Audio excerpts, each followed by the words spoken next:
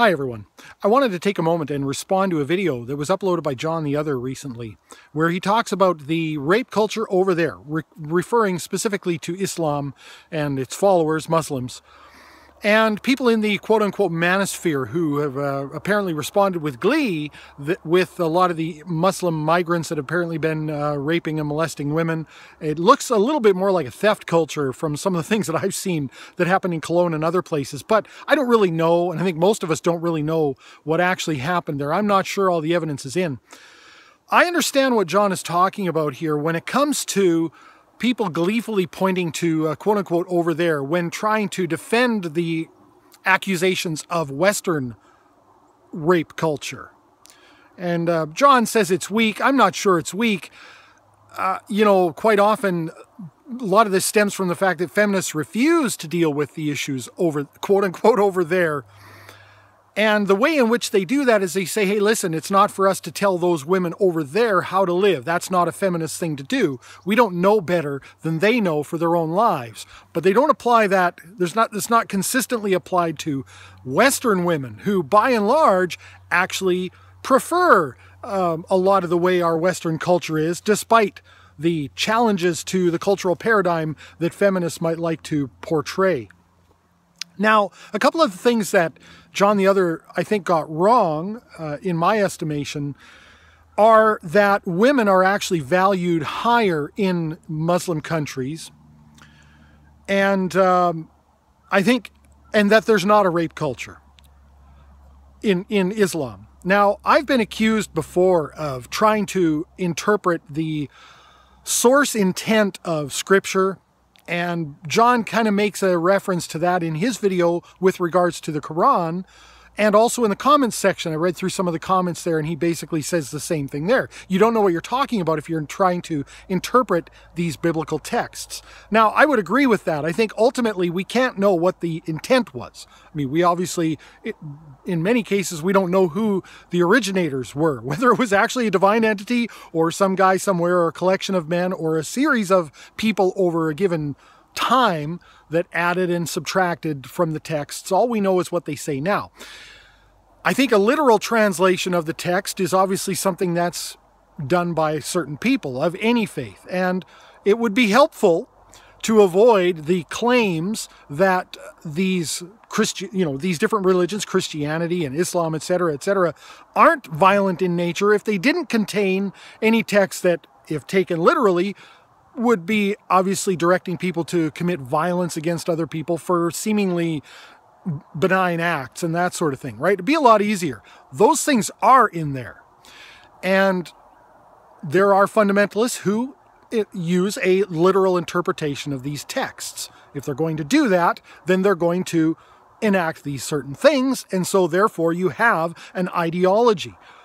Pragmatically, that's what we should be concerned about. Not really what's written in the texts, although again, it would be a lot easier if they didn't contain any mention of stoning people to death and for ridiculous things and that sort of thing.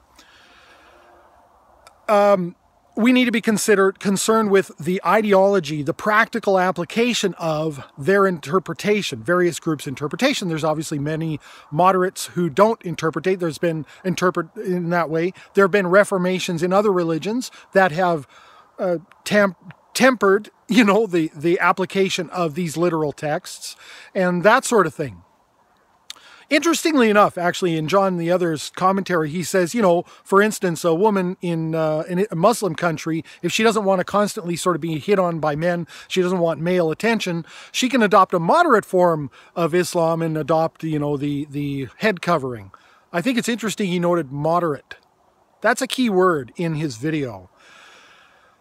But ultimately, what are we talking about here when we talk about traditionalist views of women and hatred towards women?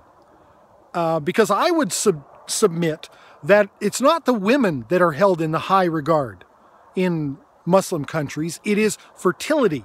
That is what is being protected here.